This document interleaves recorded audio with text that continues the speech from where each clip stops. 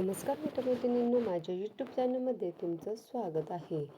चाफ्याचं झाड आपल्याला सहज सगळीकडे दिसतं, पण चाफ्याचे वास्तुशास्त्रानुसार आणि आयुर्वेदानुसार काय काय चमत्कारिक फायदे हे मात्र आपल्याला माहीत नसतं. चाफ्याचं झाड लावणं अत्यंत शुभ मानलं जातं. हे झाड सकारात्मक ऊर्जा प्रसारित करतं, आकर्षित करतं. त्यामुळे हे झाड जिथे आहे त्या आजूबाजूला नकारात्मक ऊर्जा राहत नाही. आर्थिक भरभराट, घरात सुख समृद्धी आणण्यासाठी हे चाफ्याचं झाड मदत करतं. चाफ्याचं झाड नक्की घराच्या कोणत्या दिशेला असायला हवं किंवा त्याचे काय काय उपयोग होतात, काय काय लाभ होतात, चाफ्याचं झाड जिथे आहे तिथे आजूबाजूला कोणत्या घटना घडतात हे आपण बघणार आहोत. पण त्याआधी तुम्हाला चाफ्याच्या झाडाचे प्रकार, एक म्हणजे सोनचाफा, दुसरा म्हणजे कवठी चाफा, तिसरा म्हणजे पांढरा चाफा, सगळ्यात महत्त्वाचा हिरवा चाफासुद्धा असतो, नागचाफासुद्धा असतो आणि तांबडा किंवा गुलाबी चाफा ज्याला म्हटलं जातं, हाही एक चाफ्याचा प्रकार आहे. आता चाफा कुठलाही असला तरी तो सकारात्मक ऊर्जा देतो, मन शांत करतो, सुगंध पसरवतो, एकाग्रता साधायला मदत करतो.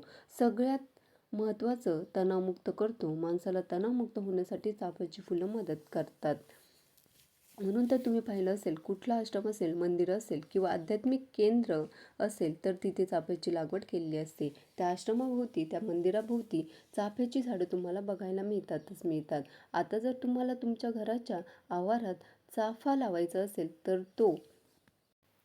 तर तो वायव्य दिशेला, अर्थात उत्तर पश्चिम यांच्यामधला जो कोपरा आहे त्याला वायव्य कोपरा असं म्हणतात, त्या कोपऱ्यामध्ये तुम्ही लावू शकता. वास्तुनियमानुसार चाफ्याचं रोप किंवा झाड लावण्यासाठी वायव्य दिशा सर्वोत्तम मानली जाते. पण या व्यतिरिक्त तुम्ही आग्नेय दिशा म्हणजे दक्षिण पूर्व कोपरा इथे सुद्धा तुम्ही लावू शकता. जर तुमच्याकडे वायव्य दिशेला जागा नसेल तर दक्षिण पूर्व कोपऱ्यात सुद्धा तुम्ही चाफ्याचं झाड लावू शकता. हे झाड आग्नेय दिशेला लावणं सुद्धा शुभ मानलं जातं. ईशान्य आणि नैऋत्य या ज्या दोन दिशा आहेत, या दिशा मात्र हे झाड लावण्यासाठी टाळावं. आता मगाशी चाफ्याच्या फुलांचे जे प्रकार मी तुम्हाला सांगितले, त्यामध्ये त्या प्रकारानुसार त्याचे परिणाम सुद्धा वेगवेगळे आहे बरं का. म्हणजे सोनचाफ्याचे काय काय फायदे ते तर आपण पुढे बघूच, पण नागचाफा जो आहे ना, तो ग्रह दोष दूर करण्यासाठी, खास करून राहू केतूचा प्रभाव कमी करण्यासाठी म्हणून वापरला जातो. नागचाफा जो आहे तो घरात धन आकर्षित करणारा, समृद्धी आकर्षित करणाराही मानला जातो. ज्या भागामध्ये नागचाफा असतो तिथे लक्ष्मीचा वास असतो असंही म्हटलं जातं. आता बोलूया सगळ्यात प्रसिद्ध असणाऱ्या सोनचाफ्याविषयी. दत्तगुरूंना प्रिय असणारं, स्वामी समर्थांना वाहिलं जाणारं सोनचाफ्याचं हे जे फूल आहे ते खरोखरच चमत्कारिक आहे. स्वामी समर्थांना फुलाचा जो मंद सुगंध असतो ना, तो तणाव, चिंता, मानसिक अस्वस्थता कमी करण्यासाठी उपयुक्त ठरतो. अहो, म्हणून तर सुगंध उपचार म्हणजेच काय, रोमाथेरपी जिथे असते तिथे या फुलांचा वापर केला जातो. मन शांत करण्यासाठी आणि शांत झोप यावी म्हणून या फुलांच्या सुगंधाचा वापर केला जातो. सोनचाफ्याचा जो सुवास आहे तो निद्रानाश, नैराश्य या गोष्टी दूर करतो. डोकेदुखी असेल तर तुम्हाला सतत कसली ना कसली तर या फुलांचा सुगंध घेतल्याने डोकेदुखी कमी होते, मेंदू शांत होतो. त्यामुळे तुम्हाला जर डोकेदुखीचा त्रास असेल तर तुम्ही सोनचाफ्याचं रोप तुमच्या अंगणामध्ये, गॅलरीमध्ये नक्की लावा. आता बघूया आणखी कुठल्या आजारांमध्ये फायदा होतो बरं. त्वचेच्या समस्यांवर सोनचाफा उपयोगी पडतो. कसा? या फुलांपासून मिळणारं चंपाल्ल अँटीबॅक्टेरियल आणि अँटी इन्फ्लेमेटरी असतं. त्यामुळे पुरळ, डाग, खाज यांसारख्या गोष्टींवर या फुलांचं तेल अतिशय उपयोगी ठरतं.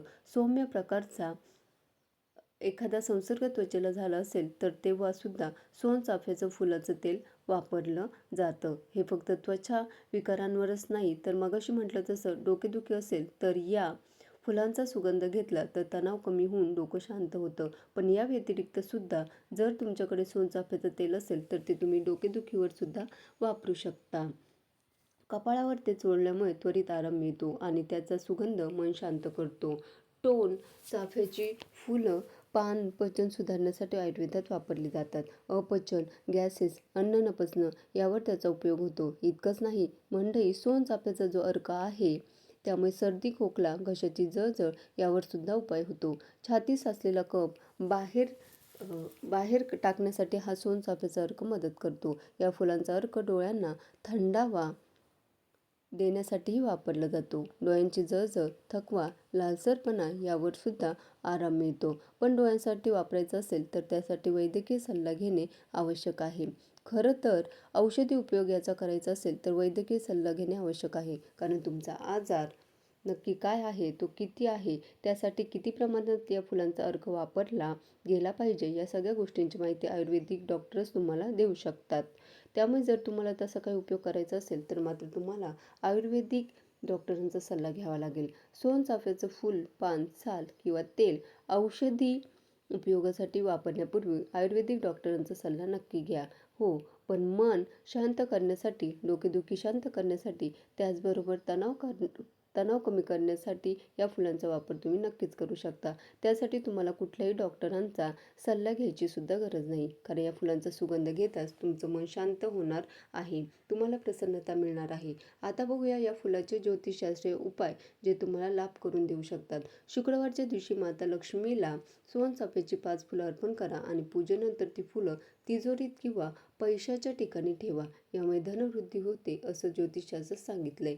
त्याचबरोबर गुरुग्रह अशुभ असेल तुमच्या कुंडलीमध्ये तर गुरुवारी पिवळ्या कपड्यावर सोनचाफ्याची फुलं ठेवून ती भगवान श्री विष्णूंना अर्पण करा. त्यामुळे शिक्षण, करिअर, विवाहात येणारे अडथळे कमी होतात. सोनचाफ्याच्या फुलाचा रंग असतो पिवळा आणि तो पिवळा रंग गुरुग्रहाशी संबंधित असल्यामुळे गुरुग्रहाशी संबंधित जे उपाय करायला सांगितले जातात त्यामध्ये सोनचाफ्याचं फूल महत्त्वाचं ठरतं. एरवी सुद्धा तुम्ही सोनचाफ्याची फुलं भगवान श्री विष्णूंना गुरुवारच्या दिवशी किंवा दत्तगुरूंना गुरुवारच्या दिवशी अर्पण केली तर त्याचा लाभ होतो. आध्यात्मिक प्रगतीसाठी लाभ होतो. प्रत्येक शुक्रवारी सोनचाफा देवीला अर्पण करून पती पत्नींनी मिळून आरती केली तर दाम्पत्य जीवनात ऐक्य वाढतं, प्रेम टिकतं. वैवाहिक सुखासाठी हा उपाय करायला सांगितला जातो. ग्रहबाधा कमी करण्यासाठी या फुलांचा वापर केला जातो. त्याचबरोबर सोनचाफ्याचं फूल मगाशी म्हटलं तसं गुरुग्रहाशी संबंधित असल्यामुळे तुमच्या पूजेमध्ये तुम्ही नित्य सोनचाफ्याची फुलं जर घेतली तर तुमचा मानसिक तणाव कमी होऊन आध्यात्मिक उन्नती होते. सोनचाफा देवाला अर्पण केल्याने अडथळे दूर होतात, कार्यसिद्धी होते असं ज्योतिषशास्त्र सांगतं. आता वळूया वास्तुशास्त्राकडे.